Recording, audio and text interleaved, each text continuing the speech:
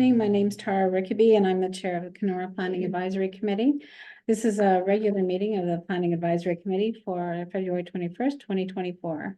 As we gather, we recognize that we're on Treaty 3 lands, which are steeped in rich Indigenous history and home to many First Nations and Métis people today. We continue to be thankful for the partnership with the Indigenous people. We give thanks for the many blessings we enjoy in the city of Kenora. We seek wisdom in our minds, clearness in our thinking, truth in our speaking, and always love in our hearts. Let these principles guide us in our decision-making. So prior to calling the meeting to order, to all members of the public, please send a private message to the Secretary Treasurer and inform them of your legal name and mailing address so it can be entered into the meeting records. Please ensure your microphone is on mute and be mindful of what's visible to the public in your surroundings. Please note this meeting is being recorded, and by continuing to be in the meeting, you are consenting to be recorded. Tap Leave Meeting to opt out and exit the session. When it's time for public comments, I will address the participant by the name that was recorded with the Secretary Treasurer at the start of the virtual PAC meeting. Once your name has been called, please then unmute your microphone or telephone. All persons addressing the committee shall state their full name and mailing address and must direct their comments through myself, the chair. Decisions will be mailed or emailed to the applicant, agent, and to all other interested parties who have provided their mailing address and or email address to the Secretary Treasurer. The notice of appeal for a minor variance application must be filed with the Secretary Treasurer within 20 days of the making of the decision. The notice of appeal for a land division application must be filed with the Secretary Treasurer within 20 days of the mailing of the notice. Other than the applicant, only a specified person or public bodies defined in section 1, subsection 1 of the Planning Act has the ability to appeal the decision made by the Kenora Planning Advisory Committee to the Ontario Land Tribunal. The Secretary Treasurer for the Kenora Planning Advisory Committee is Melissa Shaw. The Director of Building and Planning is Janice Bacalo, and the City Planner is Kevin Sumner. All right, so we'll call the meeting to order at 6:01 probably. And are there any additions to the agenda? No new additions to the agenda. Okay, any declaration of interest by a member for this meeting or at a meeting at which a member was not present? Nope. Okay, approval of minutes for the meetings held. So we'll do the December 19th, 2023 first. Has anybody had a chance to read them over? You move. Second by Jay Wetter. So approved as distributed. All in favor? Okay, thank you. So then for the January 17th minutes.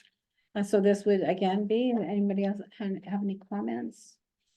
No. So as amended, and do I have a mover for that? Jay and Renee. And all in favor? Thank you. All right, correspondence relating to applications before the committee.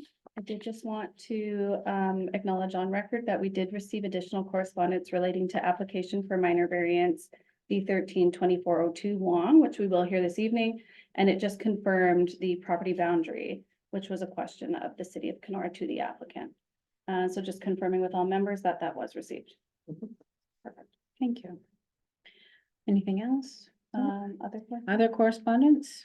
Again, we have had a resignation of a member and we will hold an election under new business presiding officers. Thank you. All right, so we have another one, adjournment request. So it's D13-2319. Ross, do we have a discussion about that? We did. As of yet, we have not received an amended application or a building location survey. And I would recommend that D13-2319, which is an application for minor variance, be deferred until such a time that an amended application, including a building location survey, has been submitted to the Director of Planning and Building. Okay, so anybody have any questions about that? Nope. Right, and that's what we were waiting for was the survey. Alrighty, so do I have a mover then that this committee will defer this application until such time as an amended application is received, including a building location survey? Okay, Kara Funk and seconded Renee, all in favor. Thank you. Okay. So, consideration of applications for minor variance, then we'll just take D 13-23-19 off. Mhm. And go to D 13-24-02 Wong. So is there anybody in the public who is here to speak to the Wong application? No. All right, so Janice, would you mind just giving us an overview of this application, please? The D 13-24-02 application for minor variance. This property is located at 114 6th Street South. There is an existing dwelling and garage on the property. The request for this variance is to reduce the minimum rear yard setback from 8.0 meters to 4.7 meters to enable the construction of a sunroom at the rear of the house. So as I said, the property is currently developed with a single detached dwelling and accessory garage. It is fully serviced. This is a lot that was previously split, so it is not as deep as a typical city lot. And that is making it challenging for them to expand their house and add the sunroom as you normally have a larger backyard. The application was circulated to regular interdepartmental sources. No concerns were raised. It was also circulated within the city, and the municipal concerns were identified. The notice of complete application and hearing was completed in accordance with section 45 of the Planning Act, whereby it was circulated to owners within 60 meters of the subject property, and notice of the revised application was posted on the subject property. Notice was also provided to persons in public bodies as prescribed. As of the date of this report, no letters have been received from the public. In terms of the four tests to determine if this application qualifies as a minor variance, does the application conform to the general intent of the city's official plan? The massing of the dwelling with the proposed addition is not out of place with surrounding properties. Does the application conform to the general intent of the zoning bylaw? As per implementation of the official plan, intended the zoning bylaw is achieved where relief from a regulation may be granted if no negative impacts are anticipated. The proposed relief is considered unlikely to impact on neighboring properties. The dwellings on neighboring lots have similar rear yard setbacks and lot coverage to what is being proposed on the subject property. Is the application desirable for the appropriate development of land, building, or structure? Desirable development of land is development that is compatible with the established community, existing buildings, and development. The variance will allow the addition of a sunroom that appears similar in character to other residences in the neighborhood. Is the proposed variance minor in nature? The variance as requested is minor, appearing to be the minimum required to permit the construction of the proposed attached sunroom. Recommendation. The department recommends that the Kenora Planning Advisory take into account all written and oral submissions received from the public this evening, and that application D 13-24-02 to seek relief from the City of Kenora zoning bylaw 101-2015, section 4.1.3 F, to allow a single detached dwelling with a minimum rear yard of 4.7 meters meets the four tests and should be approved. Thank you. Did anybody join in the meantime? No, Just other counselor. pardon, just Just another, another counselor. okay. Yeah. All right, committee, any questions or comments?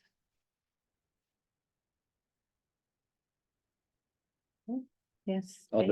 just have a comment just to preface my vote, but the yard backs up against a side yard, and the side yard limit is 4 meters. And there's lots of space. So I just think this applicant has 8 meters the side yard right next to her has 4, and I feel like they might as well both be 4.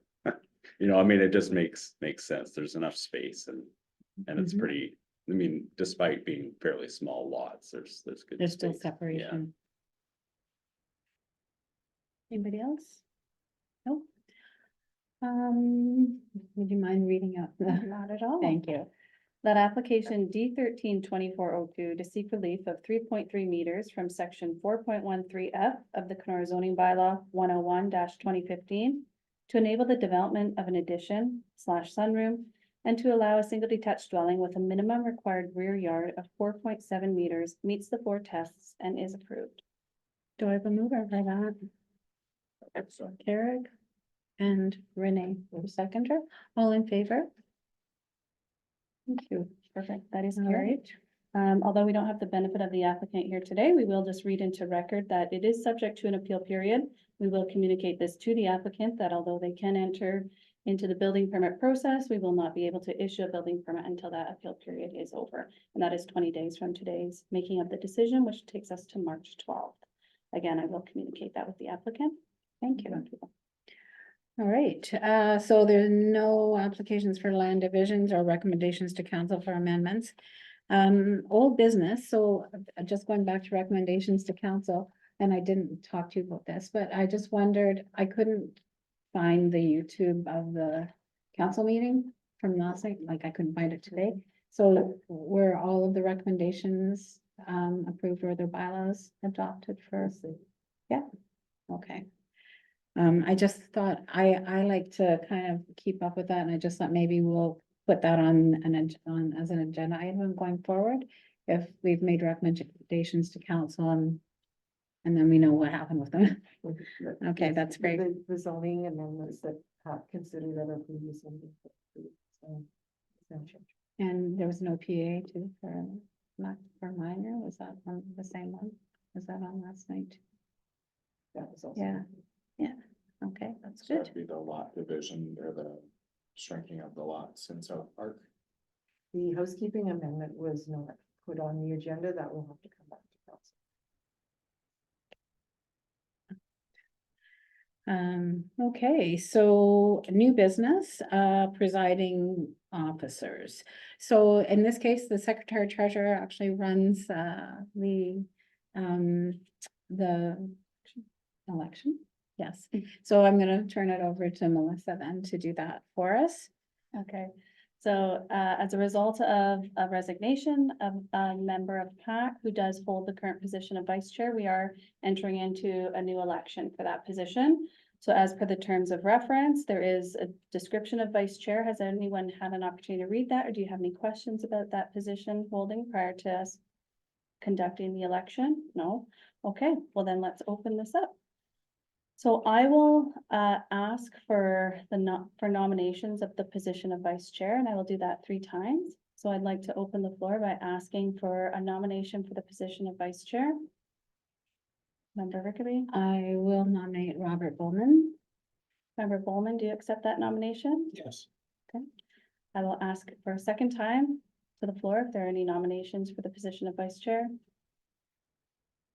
Seeing none. And I'll ask for a third and final time if there are any nominations for the position of vice chair. Again, seeing none.